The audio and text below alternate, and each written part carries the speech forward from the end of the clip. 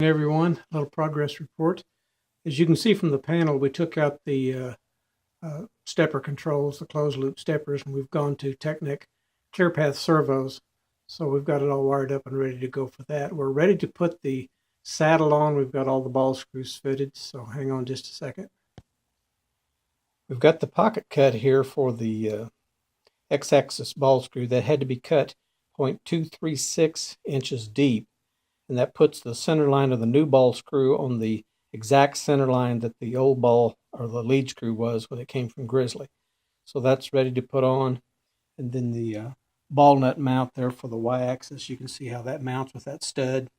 And then that stud comes up in that hole and has a screw and a retainer on top of that.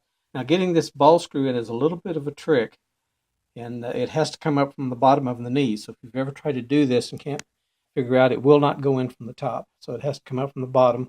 And the trick is to run the ball nut all the way out to the end. That's why the tape and the wire ties there, so it doesn't come off the end. And then you can get it all fit together, and I'm going to do that real quick.